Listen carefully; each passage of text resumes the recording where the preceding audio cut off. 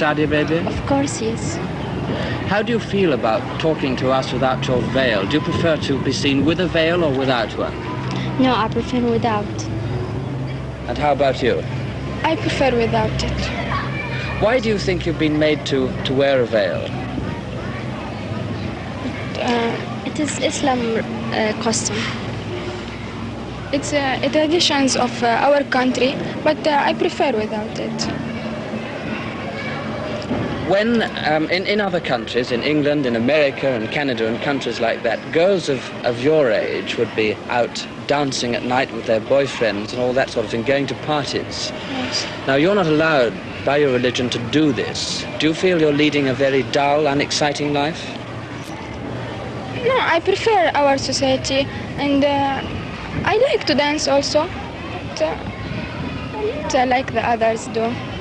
You don't think that you have a dull life compared with girls No. in other countries? No. The headmistress of this enlightened school, perhaps ironically, is an Egyptian. She insists that the girls remove their veils the moment they set foot inside the school walls. For one reason, it's much more practical for girls to move around without their veils on. Then we didn't have any men teachers, and all the supervisors are women. If they're supposed to veil, they're supposed to veil from men. So there's no reason why they should put the veils on if all the people in charge of the girls inside school are women. When they leave school each day, the girls have to put their veils back on. We may have been allowed to gaze upon them in the flesh, but in some of their homes, even their fathers and brothers are not yet allowed to do that.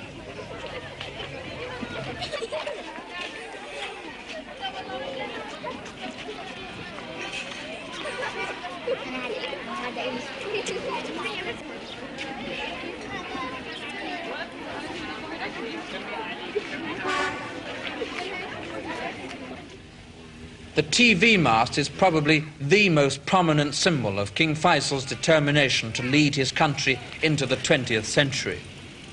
But this project too had near disastrous labor pains.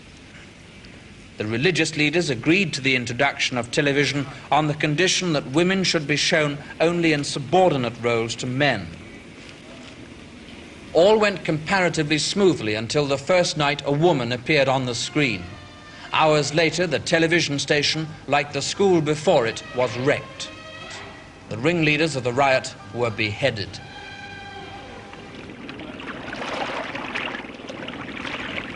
The most graphic recent example of the sort of religious bigotry King Faisal is fighting came to light last January when the vice president of the Islamic University in Medina insisted that the earth was in a fixed position and did not rotate. Anyone who professed otherwise, he said, would utter infidelity and deviation, because such an act is a charge of falsehood toward God, the Quran, and the Prophet. Throughout Saudi Arabia, nothing but Muslim religious institutions are allowed to function. Yet, religious police still stalk the streets with their canes to make sure that everyone goes to the mosques to pray.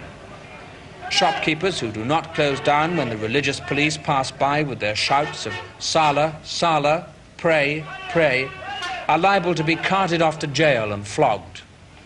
But I found evidence to suggest that a European can always slip under half-drawn shutters and find a shopkeeper ready to serve mammon instead of God. The bright neon lights that wink so provocatively in the night are so misleading they are almost an hallucination. Although there is said to be a rapidly rising demand from Saudis for black market whiskey and gin at £8 a bottle, alcoholic drinks are absolutely prohibited, even to foreign diplomats. There are also no official public cinemas and no dance halls, and such things as nightclubs and casinos are still regarded as immoral. For most Saudi town dwellers, the only 20th century relief from the gloom of Arabian Nights is television. But television is controlled by the government and censorship is severe. So severe that one night, several weeks ago, Saudi viewers were denied the fun of seeing Mickey Mouse being rewarded with a kiss from his wife, Minnie Mouse. The censor's scissors fell just before their lips met. As more and more Saudis make contact with the outside world, Will they be content to go on accepting the old ideas, or will they insist on transplanting new ones, direct from London, Paris, New York and Beirut? But for an economic miracle in 1938, there could have been no revolutions of any sort in Saudi Arabia. The miracle, of course, was oil, black gold.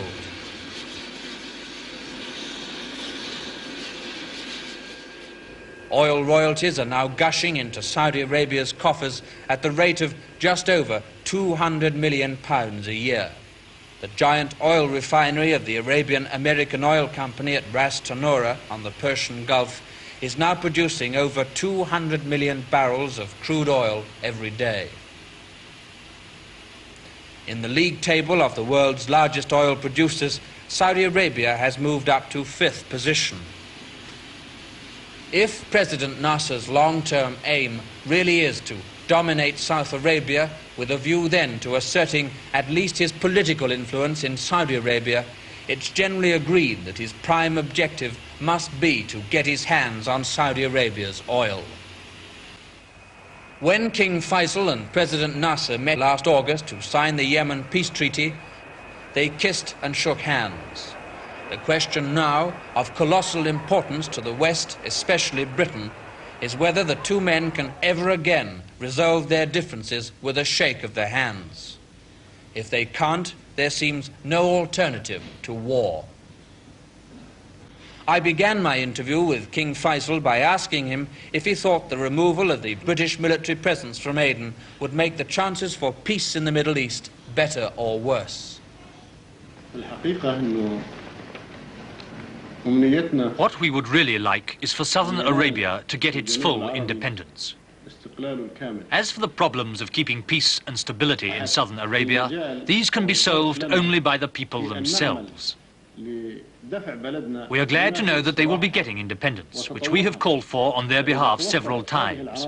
But they must use that independence wisely, because the first duty it imposes upon them is to keep their national unity and to agree among themselves what is in the interest of their country.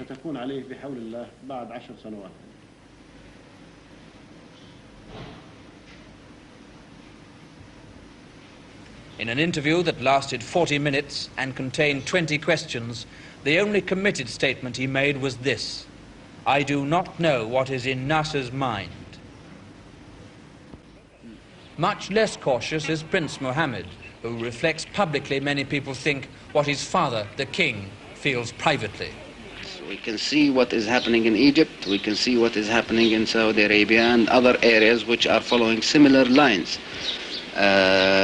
In Egypt, the economic situation is very bad. There is a lot of adventurism in the development program. Sometimes they do things on the spur of the moment. But when you take the overall, you find that we are going at a much faster rate, really. And really, I think that we are accomplishing a revolution here. We're accomplishing it over 10 years instead of over in the early morning of the daytime. The philosophies represented by Egypt on the one hand and Saudi Arabia on the other seem to be in total opposition, and it seems to some people that a head-on clash is perhaps unavoidable. There is always that possibility. I don't like to say that we will resort to force, but and I don't like to say that Egypt is going to resort to force, because I think we both have a lot to lose in this. Do you think there is any undue significance to be attached to the recent visit to Cairo of the Russian Prime Minister, Mr. Kosygin? Do you think it means perhaps that the Russians are preparing for another initiative to penetrate into the Middle East? I think they have succeeded in recent years in penetrating the Middle East. The new visit of Mr. Kosygin to the area was, I think, trying to consolidate this penetration. Do you think part of what you call this consolidation process is in preparation for the Russians to attempt to get their hands on the oil here? I think that's one of their objectives. Another objective is the warm water ports that they need, which has been a constant ambition of Russia,